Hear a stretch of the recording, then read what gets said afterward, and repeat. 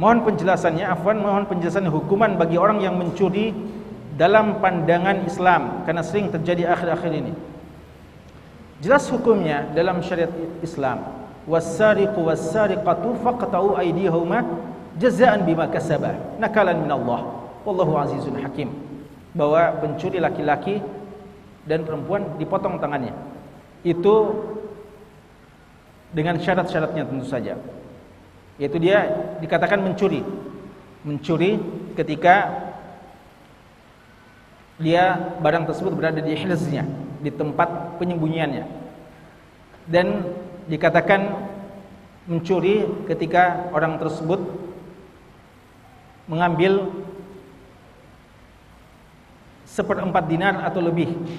Rubu dinar fasa'ida, kata Nabi sallallahu alaihi wasallam.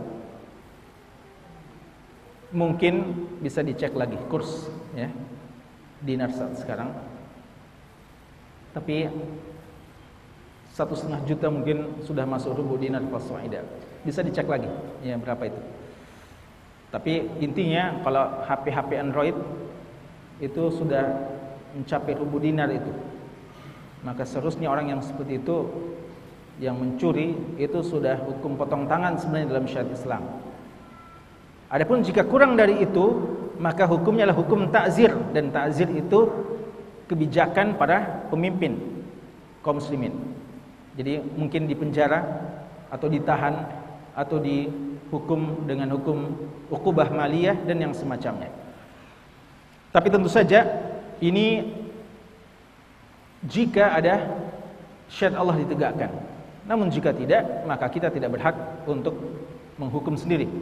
Artinya ketika ada di dalam mahat, lalu bukan berarti idarah berhak untuk memotong tangannya. Ya. Tapi kita justru sendiri. Kita mengadu kepada Allah, nasyukurullah, bahwa ya Allah, terjadi kemungkaran yang besar yang belum mampu saya untuk menegakkan syariat-Mu.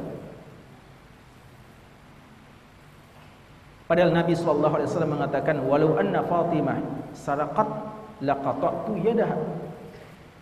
Jangankan siapa-siapa, Fatimah binti Muhammad, lau anna Fatimah binti Muhammadin saraqat laqata'tu yadaha. Seandainya mencuri itu Fatimah anakku sendiri, kata beliau sallallahu alaihi wasallam, apalagi kalau Fatimah yang lain ya. Fatimah anakku sendiri mencuri, saya akan potong tangannya.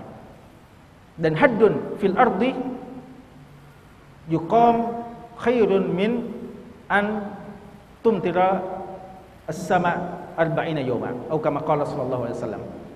Dan satu hukum had ditegakkan di muka bumi ini itu lebih baik daripada 40 hari 40 malam turun hujan yang merupakan rahmat Allah Subhanahu wa taala.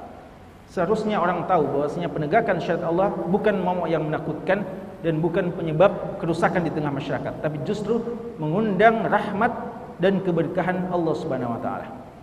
Dan ketika syariat diabaikan, maka terjadi sebagaimana yang terjadi hari ini. Orang-orang memudah-mudahkan persoalan kemaksiatan, dan padahal tangan satu dipotong itu akan menyelamatkan tangan-tangan yang lain, karena orang akan takut untuk berbuat maksiat.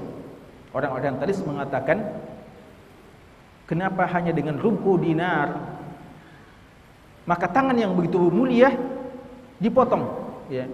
Al-yadul karimah kutiat bisababi rubu'i dinar. Ya, itu syubhat-syubhat yang mereka katakan ya. Kata ulama Islam, "Naam, falamma kanat aminah kanat karimah." Ketika tangan itu masih aminah, masih terpercaya, maka dia karimah. Falamma khanat hanat. Tapi ketika dia sudah khianat, falamma khanat hanat, maka dia juga menjadi hina. Ketika dia sudah khianat, maka tidak lagi harganya tangan itu, dipotong saja, diamputasi saja untuk menyelamatkan anggota tubuh yang lain. Maka begitu sebenarnya hukum syariat. Dia untuk menyelamatkan hal yang lain. Makanya dalam ilmu kedokteran modern pun amputasi salah satu jadi solusi untuk menjalarnya penyakit-penyakit yang lebih berbahaya.